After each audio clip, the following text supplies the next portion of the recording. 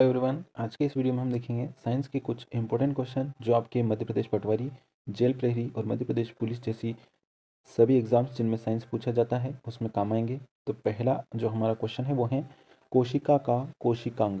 जो कोशिका है उसका कोशिकांग है ना, कोशिका का कोई अंग जिसे कोशिका का ऊर्जा ग्रह कहा जाता है। ठीक है, कोशिका का ऊर्जा ग्रह कोशिका के किस अंग को कहा जाता है? ठीक है, तो कोशिका का जो माइटोकांड्रिया होता है, ठीक है, जो माइटोकांड्रिया होता है उसे कोशिका का ऊर्जागर कहा जाता है। क्या कहा जाता है? कोशिका का ऊर्जागर। अगला है कि प्लाज्मा झिल्ली बनी होती हैं। जो आपकी प्लाज्मा झिल्ली होती है, ठीक है, कोशिका में जो आपकी प्लाज्मा झिल्ली होती है वो किस किस से मिलकर बनी होती हैं? तो प्लाज्मा झिल्ली जो होती है वो आपकी एक तो प्रोटीन और लिपिड यानी वसा, है ना, प्रोटीन और वसा से मिलकर बनी हुई होती हैं। किस किस से? प्रोटीन और वसा से प्लाज्मा झिल्ली। क्या? प्लाज्मा झिल्ली। अगला है आपका लसिका कोशिकाएं पाई जाती हैं। जो लसिका कोशिकाएं होती हैं वो कहाँ पर पाई जाती हैं? लसिका जो कोशिकाएं हैं, है ना, लसिका कोशिकाएं वो आपकी प्लीहा में पाई जाती हैं। ठीक है, प्लीहा कहाँ होता है? यकृत। तो लसिका कोशिकाएं प्लीहा में पाई जाती हैं। ठीक है, अगला प्रश्न हम देखते हैं। अगला प्रश्न है हमारा, जंतु कोशिका में नहीं पाई जाती हैं। जंतु कोशिका में क्या नहीं पाया जाता है?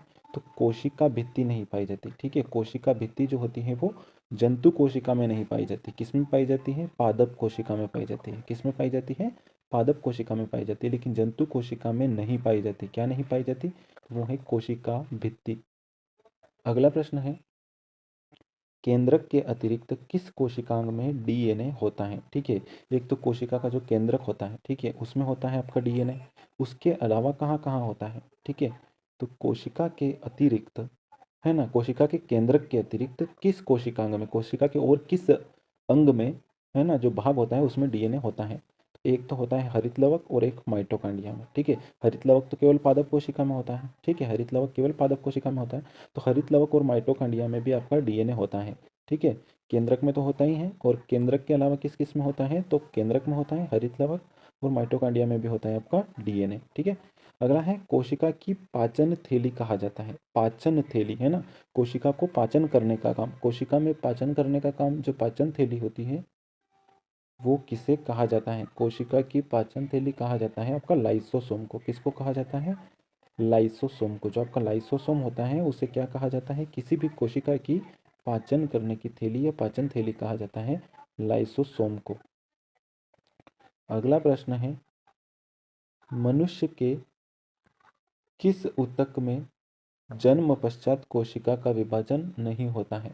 ठीक है, मनुष्य के किस ऊतक में जन्म होने के पश्चात कोशिका का विभाजन नहीं होता है? ठीक है, कोशिका का विभाजन चलता रहता है, लेकिन किस जो ऊतक होता है, कौन सा ऊतक है जिसमें ये विभाजन नहीं होता है? तो वो है आपका तंत्रिका ऊतक में। जो तंत्रिका ऊतक होते हैं उनमें कोशिका का विभाजन नहीं होता है, बाकी सभी में होता रहता है। अगला है हाइपरप्लासिया होता है। हाइपरप्लासिया किसे कहते हैं? तो हाइपरप्लासिया जो होता है वो कोशिका के आकार में वृद्धि को कहा जाता है। कोशिका के जो आकार में वृद्धि होती है उसे कहा जाता है हाइपरप्लासिया। अगला प्रश्न है हमारा, कोशिका का जीवित अंश जीव द्रव्य किससे मिलकर बना होता है? जो कोशिका का जीवित अंश होता है, ठीक है, जिसे जीव द्रव्य कहा जाता है, ठीक है, ये किससे मिलकर बना होता है? जो कोशिका का जीवित अंश जो जीव द्रव्य होता है वो किससे मिलकर बना होता है? तो जीव द्रव्य जो होता है एक तो कोशिका द्रव्य और केंद्रक द्रव्य से। किस किस से मिलकर बना होता है? एक तो कोशिका द्रव्य और एक केंद्रक द्रव्य से मिलकर बना होता है आपका जीव द्रव्य। ठीक है, इन दोनों से बना होता है। अगला है प्रोटीन संश्लेषण में सहायक कोशिकांग है। प्रोटीन संश्लेषण में जो प्रोटीन का संश्लेषण होता है ना, हमारे शरीर में जो प्रोटीन का संश्लेषण होता है तो उसमें सहायता कौन सा अंग करता है कोशिका का? तो वो है आपका राइबोसोम। जो राइबोसोम होता है वो प्रोटीन के संश्लेषण में सहायक होता है। अगला प्रश्न है हमारा, मानव शरीर में गुणसूत्र होते हैं। मानव शरीर में कितने गुणसूत्र होते हैं? तो मानव शरीर में 46 गुणसूत्र होते हैं। कितने होते हैं? 46। 23 जोड़े होते हैं, ठीक है, और 46 गुणसूत्र पाए जाते हैं। ठीक है, अगला प्रश्न है, पौधों की कोशिका भित्ति का संरचनात्मक घटक है। जो पौधे होते हैं ना, मतलब पादप कोशिका की बात हो रही, तो उसमें जो कोशिका भित्ति होती है उसका संरचनात्मक घटक कौन सा होता है? तो वो होता है आपका कैल्शियम। क्या होता है? कैल्शियम। अगला है कोशिका भित्ति होती है, तो कोशिका भित्ति कैसी होती है आपकी? अपारगम्य की पारगम्य? तो वो होती है आपकी पारगम्य होती है। कैसी होती है? पारगम्य होती है। अगला प्रश्न है, प्लाज्मा झिल्ली बनी होती है, तो जो आपकी प्लाज्मा झिल्ली होती है वो बनी होती है लाइपोप्रोटीन से। किससे बनी होती है? लाइपोप्रोटीन से। लाइपोप्रोटीन से बनी होती है प्लाज्मा झिल्ली। अगला है, दो कोशिकाओं के मध्य पदार्थों का आवागमन इससे होता है। दो कोशिकाएं अगर हैं तो उनके मध्य में पदार्थों का आवागमन किससे होता है? तो वो होता है जीव द्रव्य तंतु से। किससे होता है? जीव द्रव्य तंतु है। दो कोशिकाएं हैं तो उनके मध्य जो पदार्थों का आवागमन होता है वो जीव द्रव्य तंतु से होता है।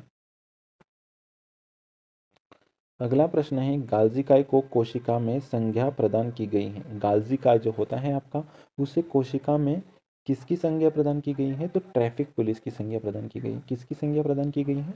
Traffic police. गाल्जी काय को कोशिका का क्या कहा जाता है? ट्रैफिक पुलिस कहा जाता है। तो ट्रैफिक पुलिस का ये काम करता है। अगला है, द्विनाम पद्धति के जन्मदाता कौन है?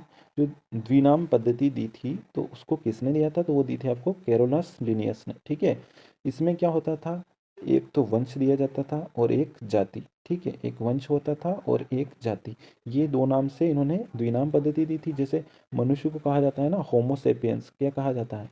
होमोसेपियंस। तो जो होमोसेपियंस होता है उसमें जो होमो होता है वो क्या है? वंश है, और सेपियंस है जाति। तो द्विनाम पद्धति किसने दी थी? तो वो दी थी आपकी कैरोलस लिनियस ने।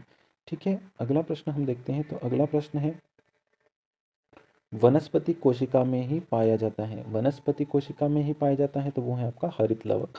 हरित लवक केवल वनस्पति कोशिका यानी पादप कोशिका में ही पाया जाता है। ठीक है, अगला प्रश्न है, सबसे छोटी जीवित कोशिका है। सबसे छोटी जीवित कोशिका कौन सी है? सबसे छोटी जो जीवित कोशिका होती है वो है आपकी माइकोप्लाज्मा, है ना। सबसे छोटी जीवित कोशिका है माइकोप्लाज्मा। क्या है? माइकोप्लाज्मा। अगला है, सबसे बड़ी कोशिका है। सबसे बड़ी कोशिका कौन सी है? तो वो है आपका शुतुरमुर्ग का अंडा। कौन सा?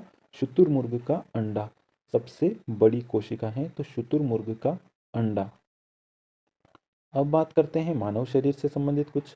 तो वो है, मानव शरीर की सबसे छोटी कोशिका कौन सी है? मानव शरीर की सबसे छोटी कोशिका कौन सी है? तो वो है सेरिबेलम ग्रेन्यूल सेल। ठीक है, सेरिबेलम ग्रेन्यूल सेल जो है मानव शरीर की सबसे छोटी कोशिका है। अगला है, मानव शरीर की सबसे बड़ी कोशिका कौन सी है? तो वो है आपकी अंडाणु, जो केवल महिलाओं में पाई जाती है। ठीक है, अंडाणु सबसे बड़ी कोशिका है, सबसे छोटी है सेरिबेलम ग्रेन्यूल सेल। अगला है, सबसे लंबी कोशिका। मानव शरीर की सबसे लंबी कोशिका कौन सी है? तो वो है न्यूरॉन। न्यूरॉन जो है सबसे लंबी कोशिका है। अगला है, पुरुषों में सबसे छोटी कोशिका कौन सी है? पुरुषों में सबसे छोटी कोशिका कौन सी है? तो वो है शुक्राणु। शुक्राणु सबसे छोटी कोशिका होती है पुरुषों में। पुरुषों की बात हो रही है। अगला है, सबसे बड़ी पादप कोशिका कौन सी है? सबसे बड़ी कौन सी कोशिका पूछ रहा है आपसे? पादप कोशिका। ठीक है, सबसे बड़ी और कौन सी पादप कोशिका पूछ रहा है? तो वो है कालेर्पो टेक्सीफोलिया। ठीक है, कालेर्पो टेक्सीफोलिया। ठीक है, अगला प्रश्न हम देखते हैं। तो अगला प्रश्न है हमारा, पुरुषों के शुक्राणु एवं महिलाओं के अंडाणु में निषेचन क्रिया कहाँ पे होती है? पुरुषों के शुक्राणु और महिलाओं के अंडाणु में निषेचन क्रिया कहाँ पर होती है? तो होती है अंडवाहिनी में। कहाँ पर होती है? अंडवाहिनी में। अगला है, अधिकतम एटीपी उत्पन्न करने के पद को क्या कहा जाता है? एटीपी जो ऊर्जा उत्पन्न होती है अधिकतम जो उत्पन्न होती है, तो उस पद का नाम क्या है? तो उस पद का नाम है क्रेब्स चक्र। क्या है? क्रेब्स चक्र। तो उस पद का नाम है क्रेब्स चक्र। दोस्तों, आज का वीडियो यहीं समाप्त होता है। वीडियो यदि आपको अच्छा लगा हो तो लाइक करिएगा और शेयर करिएगा अपने दोस्तों के साथ। चैनल को आपने सब्सक्राइब नहीं किया है तो ज़रूर कर लेना, जिससे ऐसे ही वीडियो आपको मिलते रहेंगे और इंपॉर्टेंट क्वेश्चन आपको ऐसे ही मिलते रहेंगे। काफ़ी इंपॉर्टेंट क्वेश्चन इस वीडियो में थे, तो वीडियो को लाइक ज़रूर करिएगा और कमेंट द्वारा बताइएगा वीडियो आपको कैसा लगा। मिलते हैं अगले वीडियो में, तब तक के लिए धन्यवाद।